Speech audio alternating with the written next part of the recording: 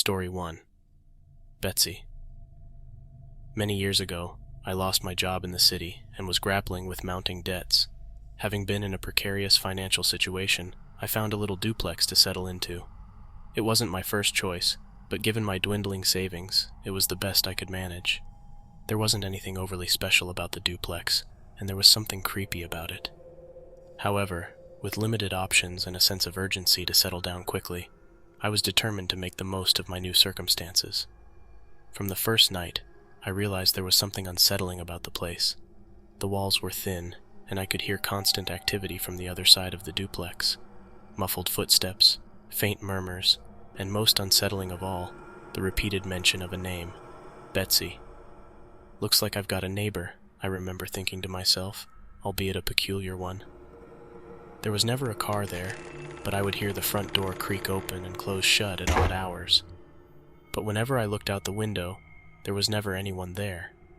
The sense of being adjacent to someone yet never seeing them added to my growing unease. About a month into my stay, Mr. Henderson, my landlord, made an unexpected visit. He was a heavy-set man with a straightforward demeanor, not one for unnecessary pleasantries.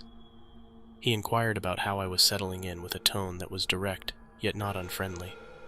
Sensing a chance to address my growing concerns, I immediately brought up the subject of my mysterious neighbor. "There's been a lot of noise from next door," I told him, "and someone keeps mentioning the name Betsy. It's really weird." Mr. Henderson looked at me with a puzzled expression on his face. "That's impossible," he said, his brows furrowing. "The other side has been empty since Mr. Phelps passed away 3 months ago." His words caught me completely off guard. "But I've been hearing noises every day. And the front door—" But before I could finish, Mr. Henderson had turned and was already heading for the other side of the duplex. As he unlocked the door, a musty, stale air flooded out of the room. The place was barren. There was no furniture, no TVs, no nothing, and there certainly wasn't any sign of recent habitation. As we stood in the silent, empty space, Mr. Henderson turned and looked at me. His expression then was one of skepticism. "Old Mr. Phelps lived here for years," he said. "He was a recluse, especially after his wife passed away." He paused for a moment, then continued. "Her name was Betsy. He never really got over her death." The name Betsy echoed in my head, intertwining with the whispers I'd heard through the walls. The coincidence was too great, and a sense of horror settled over me. Eventually, Mr. Henderson left. But in the following days, the noises continued. Footsteps pacing back and forth, the soft but distinct murmurings through the wall, and that unnerving repetition of the name Betsy. It became too much. I mustered up the courage to call Mr. Henderson, asking him if there was any way I could break the lease early. His response was pragmatic. "I understand your concerns. If it's really that bad, I'll let you out of the lease, provided we can find someone to take your place." A fair condition, and one that gave me a glimmer of hope. For the next few weeks, as I searched for another apartment, the noises continued. The mentions of Betsy grew more frequent, and sometimes, in the dead of night, I would hear a depressing wailing that seemed to seep through the very fabric of the building. I never felt alone in that duplex. The atmosphere was always heavy, not in a malevolent way, but more in a mournful way. I often found myself feeling inexplicably sad, as though the emotions from the neighboring rooms were contagious. Finally, the day came when I could leave. Mr. Henderson had found a new tenant, and I was free to go. Packing my belongings, I couldn't help but feel a sense of relief mixed with a peculiar guilt, as if I was abandoning someone, or something, that needed company. On my last day, as I handed the keys back to Mr. Henderson, I asked him, "What are you going to do with Mr. Phelps's side?" He shook his head. "I don't know. I haven't had any luck renting it out. Seems like people can sense something off about it."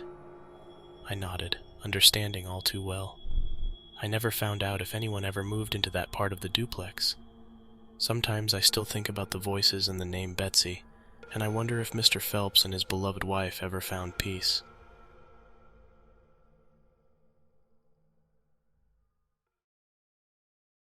Story 2. The Brookside Haunt. James and I, we were the couple that everyone said were meant to be. College sweethearts, you know? He was the perennial calm to my ever-whirling storm. While I rode the waves of drama in our little university theater group, he would be there in the back row, a steadfast anchor, watching every rehearsal, every performance, with a smile that could melt away the worst of days. When the whirlwind of undergrad ended, and life ushered us into the chaos of adulthood, he was the one who stayed stable. Law school was my dream, but the reality was a turbulent sea of statutes and case law, long nights and even longer days. James was my rock, gently pushing me forward with his unwavering support. While I frayed at the edges with every mock trial and every finals week, he remained unshakable. Studying for the bar exam nearly broke me, but James, oh, he was remarkable. He'd sit up with me, poring over the thick tomes of legal jargon, quizzing me, bolstering me with cups of coffee and quiet encouragement. It was during those times I would often reflect on how he never seemed to get rattled, never raised his voice. His optimism was a balm to my frazzled nerves. It was a dance of opposites that worked beautifully, he with his tranquil pragmatism, and me with my passionate idealism. We balanced each other out, a perfect equilibrium. Our wedding was a small affair, suffused with the golden light of late summer and the soft murmur of our closest friends and family. Our vows were simple, promises of support, love, and respect. We meant every word. The move to the Brookside neighborhood in Kansas City was supposed to be the next chapter in our storybook romance, a charming historical setting for our brand new beginning. The house was a slice of history, with its dark wooden banisters and large bay windows that welcomed the morning light like an old friend. Our new abode was a 120-year-old house, charming with its creaky floorboards and a fireplace in every room, as if holding secrets of 100 hushed winter conversations. It seemed to embrace us as we walked through its rooms, deciding on paint colors and curtains, planning a future that felt as bright as the polished floors beneath our feet. For a while, everything was perfect, almost too perfect. James, with his usual sunny disposition, made the house feel like a home. That's why it was so shocking when things changed. The foundation of our relationship began to tremor, subtle at first, just as unnoticed as the shifting of the earth before a quake. It started with small things. A mug slammed a little too hard on the countertop, a door closed with more force than necessary. I attributed James's sudden irritability to the stress of the move. He's just tired, I told myself. But the snapping turned into yelling. The occasional loud noise evolved into items being thrown across rooms, their shards a testament to a temper I never knew he had. My once optimistic husband had become a stranger, his eyes often glazed with an anger that seemed to have no source. The tension became too much, and in tears I sought refuge at my sister's house. "What happened to him?" she asked, fear lacing her voice. "He's changed." She admitted to feeling uneasy every time she visited us, a detail that burrowed into my mind and refused to leave. "Have you ever looked into the history of your house?" she prodded. I hadn't until then. I started digging, spending nights combing through property records and local archives. The house's past flickered before me through yellowed papers and faded photographs. In the 1950s, it was home to another married couple, their smiles frozen in time. The woman's trail continued into the 1990s, ending in a nursing home. Her husband, however, vanished after 1955, with a single police report hinting at a disturbance, an argument swallowed by time. The more I uncovered, the more I became obsessed. The search led me to their granddaughter, a woman in her 60s with eyes that hinted at family secrets. She told me her grandmother had lived under the shadow of a man who was there one day and gone the next, leaving nothing but whispers of desertion. But I couldn't shake the feeling that the truth was darker, buried somewhere in the silence. November's chill brought an unexpected disaster to our Brookside home. A burst pipe. Workmen tore through the house's foundation, their shovels striking something far more chilling than waterlogged earth. Human remains, dated by decay to a time that whispered of the 1950s. A man's body concealed beneath layers of secrecy and soil. The realization was ice in my veins. This was the missing husband, not departed, but departed from life, entombed beneath the very floors I had walked upon. As the investigation unfolded, I could not help but sympathize with the dead man's wife. The quiet understanding that it might have been self-defense settled heavy on my shoulders. Yet, the fear that gripped me was not just for the long-dead couple, but for myself. Was James's anger a reflection of the evil that once resided within these walls? Was the house revealing or inducing our worst nature? I refused to stay and let history repeat itself. I urged James to leave, to escape the influence of the house. When he did, the transformation was astonishing. The man I married returned, as if he had been locked away, a prisoner within his own rage. It's been a month since the body was found. James and I have decided to give our marriage another chance, far from Brookside and its haunting legacy. We've started to rebuild on foundations of trust and understanding, laying to rest the fears and anger that had once threatened to consume us. Sometimes, in the quiet of the evening, I wonder about the spirits that might have shared our home, and if, in their own twisted way, they led us to a greater appreciation of our bond. We'll never return to that house, but I carry its lesson with me, the importance of knowing the soil where you plant your dreams, for some ground nourishes while other ground poisons. In the end, we've come full circle. A husband and wife, united not just by love, but by an experience that tested the very fabric of our being. We found peace in a new home, with no secrets buried beneath our feet, just the promise of tomorrow and the certainty that whatever darkness we faced, we overcame it, together.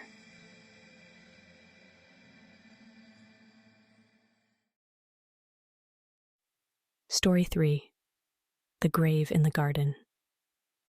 I've always loved Halloween, the spooky decorations, eerie tales, and the thrill of the unknown. So moving into our new house right before Halloween felt oddly perfect. The house was an old Victorian-style place, with creaky floors and a sprawling, unkempt garden. Its charm was undeniable, though it carried an air of mystery, almost like it held secrets in its walls. Our dog, Jack, a usually calm golden retriever, seemed unnervingly unsettled from the day we moved in. He'd whine at night, pacing our room, but it was his behavior in the backyard that truly worried us. He'd obsessively dig at a particular spot, a patch under a gnarled old apple tree. Despite our efforts to distract him, fill the hole, or even barricade the area, Jack would return, digging frantically, his barks filled with desperation. Halloween arrived with a gust of cold autumn air, the leaves around our house a fiery palette of reds and oranges. Kids in costumes roamed the streets, and we, trying to embrace the spirit, set up decorations and prepared candy. But as dusk fell, Jack's barking intensified, echoing eerily against the howling wind. Unable to ignore it any longer, I grabbed a flashlight and strode towards the tree. What I saw sent a chill down my spine. Jack had dug a large, gaping hole, and in it, I could see the edge of something. It looked like fabric. With my heart pounding, I knelt down, the smell of damp earth heavy in the air. Brushing aside the soil, I uncovered a horrifying sight. A human hand, decayed and skeletal, fingers curled as though clawing, grasping its way out from the grave. The image of the hand, desperately reaching out as if striving to escape the earthen prison, was a terror so profound it etched itself forever into my mind. That night, the police swarmed our yard, like a scene from a nightmare you can't forget. Flashing lights pierced the darkness. Officers and detectives, their faces grim and focused, moved about, cordoning off the area around the old apple tree. The atmosphere was thick with a heavy, suffocating tension. The remains they unearthed belonged to a woman who had mysteriously vanished in the late 90s. I overheard one officer mention how she'd simply disappeared one day, leaving a family torn apart by unanswered questions. Seeing her identification, a faded, crinkled card with her name barely legible, chillingly grounded the horror in reality. Despite years under the earth, her name, her identity, had survived, a silent witness to the atrocity she had endured.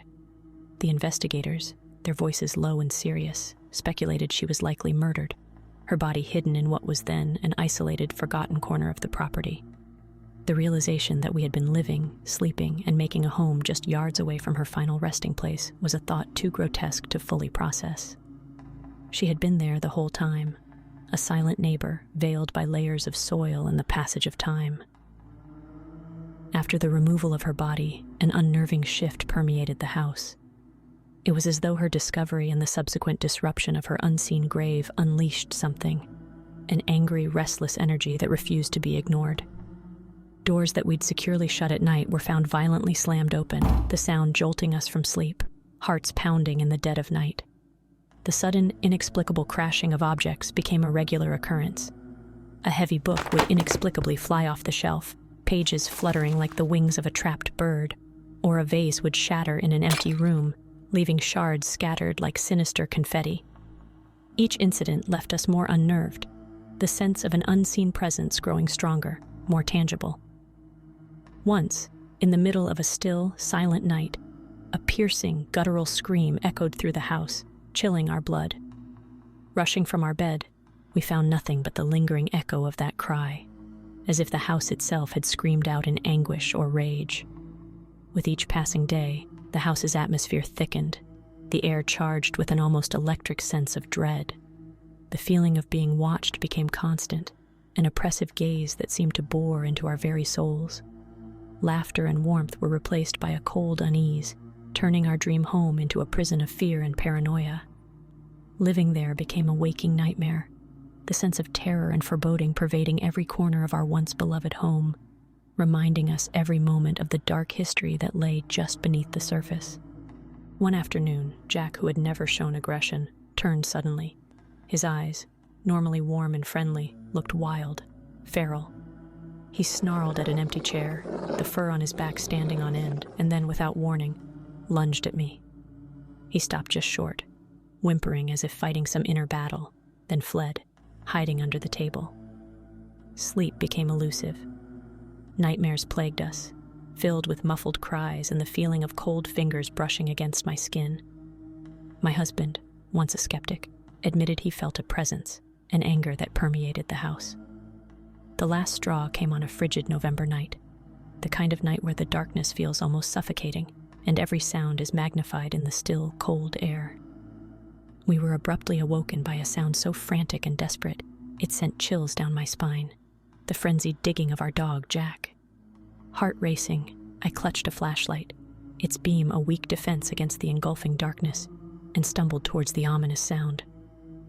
There was Jack by the tree, but the sight that awaited me was far from anything I could have anticipated.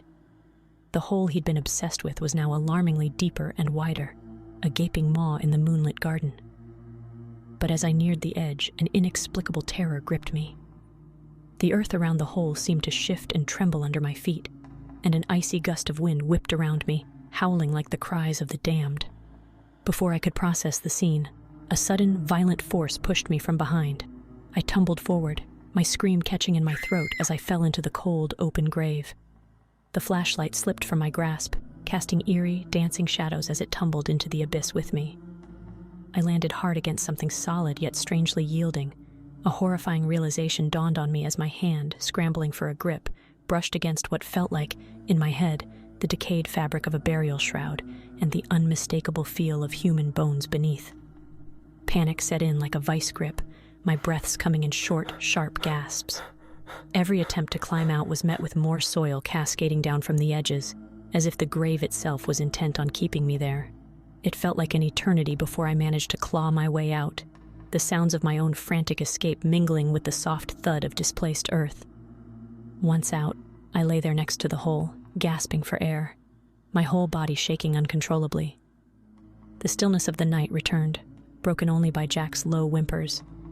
I couldn't tell if minutes or hours had passed before I could muster the strength to stand up.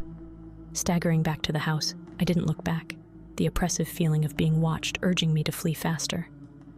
We left the next morning, the terrifying experience of the night before etched vividly into my memory. The sensation of being pushed, the claustrophobic terror inside the grave, and the chilling touch of the dead. These haunted me even as we drove away. The house, with its darkened windows and the ominous tree, seemed to watch us leave, a silent sentinel to the nightmare we'd lived. Now, far away from that cursed place, the memory remains, a constant shadow at the back of my mind.